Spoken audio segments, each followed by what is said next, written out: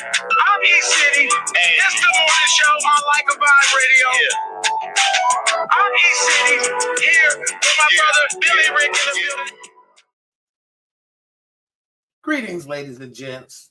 The morning show on Like a Vibe Radio presents the Blacks in Business series. We're talking Black health, Black wealth, Black culture, and Black business. Here today to kick the ballistics is the Air Force veteran who specializes in logistics, an investor, an entrepreneur, a military rep with the purpose in his step, Mr. Aharon Goins. Aharon Goins, a Baltimore native, a graduate of the famous Milford Mills Academy High School. After leaving high school, Aharon joined the Air Force. He proudly served his country in Operation Enduring Freedom in 2008 and 9. After traveling the world, Aharon was stationed at Lewis Joint Base McCord from 2010 to 2015. After retiring from the military, Aharon became a military rep. Aharon is a man of faith.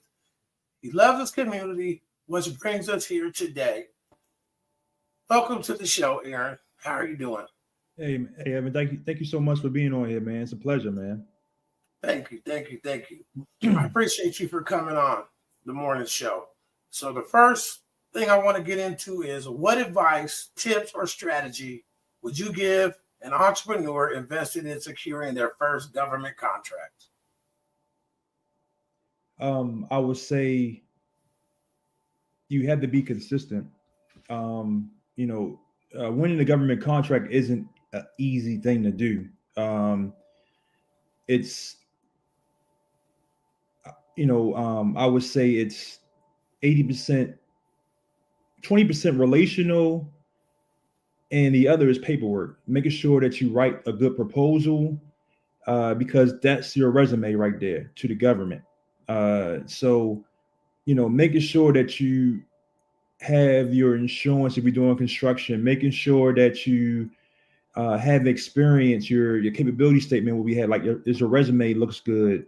You got to put a lot of things and factors, and a lot of people don't win their first contract for a year or so. But you got to be consistent. You got to keep going, because just because one door closes doesn't mean another doesn't open up for you. So, don't be deterred if you don't get your first contract. Keep going. And that's the thing about being an entrepreneur, is that you're going to take some losses, but you got to be resilient and keep going. All right. So, what are some of the common misconceptions about government contracting, especially for small businesses? Like I said, it's easy. That it's just you just roll out of bed and just because you have a certification that you can just win a government contract. That's far from the truth. Certifications are good, but it doesn't win you a contract. What wins you a contract is your experience, is the people that you're working with. If you're in a partnership, is, like I said, your capability statement and what is in your solicitation, and your bid proposal, because you're going to have government officials at any level. They're going to read over your proposal. How can you stand out from the rest? That's anything for entrepreneur. It could be for Airbnbs. You might have 1,000 Airbnbs. What's going to make you stand out in front of other Airbnbs that's in the same area as you? Build relationships too. It's relationship based. Build a relationship with a government entity. Can you work with them and maybe get a smaller contract and gain some credibility for yourself, or be a subcontractor to get a bigger contract later on? So it's all relationship based as well. Just like most of being an entrepreneur is build relationships, and government contract is really relational based. Okay, and then talk to me about some of the biggest barriers for entrepreneurs in government contracting spaces. Partnership. It's amazing how so many people are registered for the federal government for government contracts, but have never won a contract. Some of it, I think, is fear. Some people just don't think they can win, or they're not partnered with the right people. You don't always have to get the piece of the pie. The whole piece of the pie. Partnership is very important. Being a subcontractor, you might not have the necessary resources for a bigger contract, But how about you be a subcontractor for a big contractor, learn the ropes from them, and maybe after a year or two, you get your money up, you get your experience. Now you go after the bigger contracts with maybe the help of others. So partnering with others is very, very important, especially when you're starting off. You're not going to just get $100 million contract. The government, they're going to take chances. They have taxpayer dollars. I don't care what level it is. So you had to make sure that what you're doing, and then also making sure that when you win the contract, that you follow through what you said, because you can be especially on blackball, because remember, you're doing with taxpayers' dollars. So making sure that you have the capability to do the contract as well.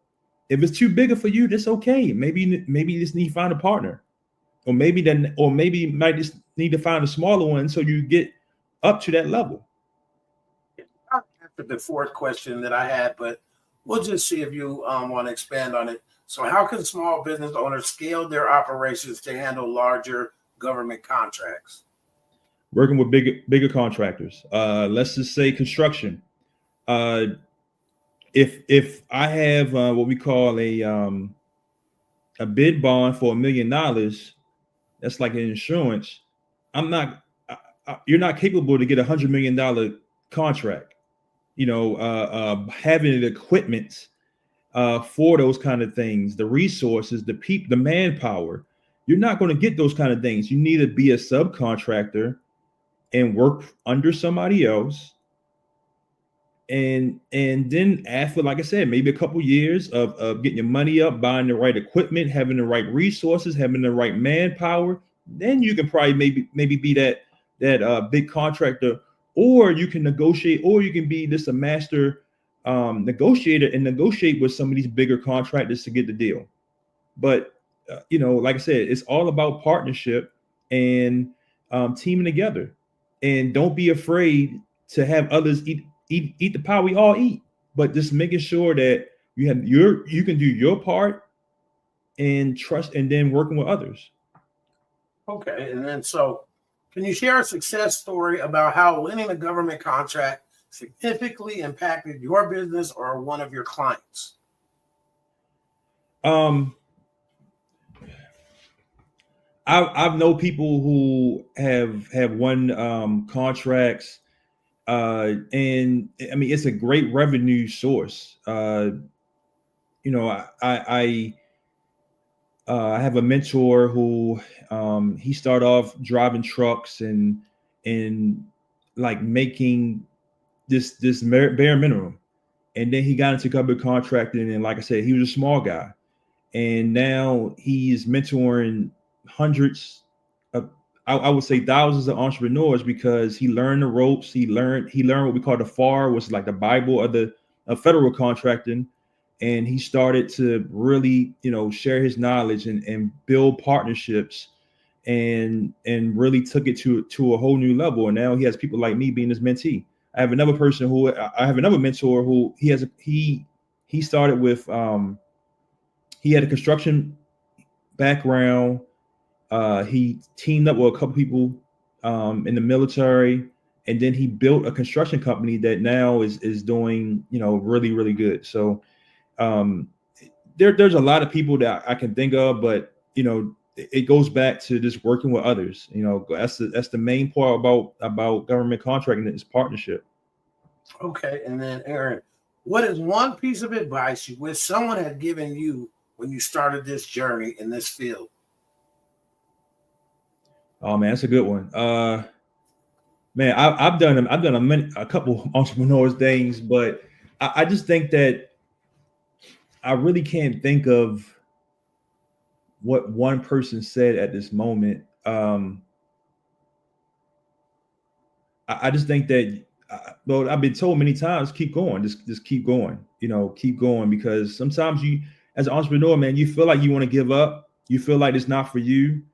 But they keep on telling you, keep going, keep working, keep on attaining knowledge. Okay, so you're saying be resilient. Yeah, absolutely. Okay, so one thing that resonated with me when I talked to you, when you and my wife and I talked, you said You eat what you kill. Can you expand on that? What does that mean to those that are listening to us? You're not going to get your efforts had to go somewhere. So if you're not working hard on your craft, if you're not learning, if you're not learning your craft, if you're not really educating yourself to the max, then you're not going to really get successful. Somebody's going to outwork you, and your results are going to be your results. So you only eat what you kill. You only eat what you can. You can only go after all in a certain way unless you're really, really dedicated and motivated to go after things. And when I talked to you and your wife, I was saying that, like, and I was going back to the partnership, is that people are not partnering with each other. So you're not going to get as much if you just try to do everything by yourself. Right. And so I think you were kind of talking about for something that you did for, if you were to do something for us, if we brought you the contract, then you would not charge anyone any revenue unless the contract was given to that person. So that's kind of like what I was thinking about when you talk about you eat what you kill. Yeah. I mean, like, I'm not going to charge you unless you win the contract. Right. Yeah. So that's yeah. So you're absolutely right. Yeah. I mean, we're not charging until you win the contract. Yeah. Okay. And then another jewel you dropped on me that I really took to heart was you told me that as entrepreneurs, you want us working on our business and not in our business. Can you talk about that a little bit? So a lot of times, you hear this, especially in the entrepreneur lane. You go to school, you get good grades. You go to college and you get a job. You work there 30 years, and now you can just like live the life. And that's what we've been taught.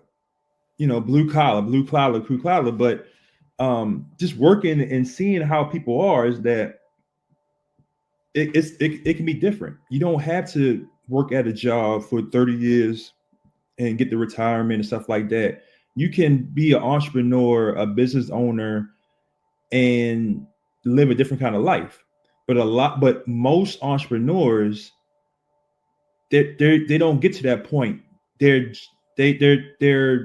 entrepreneur journey starts with their own job. Now, what I mean is, they start a business and they're working in their business the whole time. And you want to get to the point where you're working on your business, where you have people working for you, where you don't have to be in the day-to-day operations. Working, let's say, for instance, I'll give you an example, like you own a bar, and you're the bartender, and you might have one cook, and you're working every day, being a bartender and still handling the backdoor stuff. No, you want to be to the point where you have, your own bar. You have your bartender working for you. You have cooks. You have people working for you, and you're working all the backdoor stuff on your own. So you have more time for yourself. You don't want to. I think the whole idea is you want to have more money. You want to have more time for yourself. That's the only thing that you can never get back is time. And that's Right. and a lot of people, that's their dream, is to have more time for themselves. That's why they start a business, so that they can get their time back, because you never get your time back with other options. So we talk about collapsing time, and as an entrepreneur, I had a small business, a landscape business, but I could never find really people that really worked as hard as me. And, I would hire people, then I would have to go back and do the work from, come from behind them and to make the job right, to make the customer satisfied. So yeah, I understand what you're saying with that. I just need probably just to be more intentional when I'm hiring. So I struggled with that, and so I maybe other entrepreneurs struggle with that as well. Is there anything else that you want to tell our viewers and listeners, how to contact you and how to get more involved with government contracting? Yeah, So my business is called Prosperity Blue Enterprises. You can look this up on the internet. Prosperity Blue Enterprises is prosperityblueent.com. It's also you can email me at aaron@prosperityblueent.com. You can give us a call in the office. It's 253-528-4364. That's the office number. And so if you are looking to win your first or second or third government contract, need some help with bid writing, or just getting some help overall, I mean, set you up for success, we're here for you. So all right, it's the morning show on Like a Vibe Radio. It's E-City signing off for Billy, Rick, and Two-Part T. We got Mr. Aharon Goins in the building. Thank you, Aharon, for coming on the morning show. We look forward to talking to you again. Yes, sir. Thank you so much, man. Really appreciate it. I'm E-City, and it's the morning show on Like a Vibe Radio. Yeah.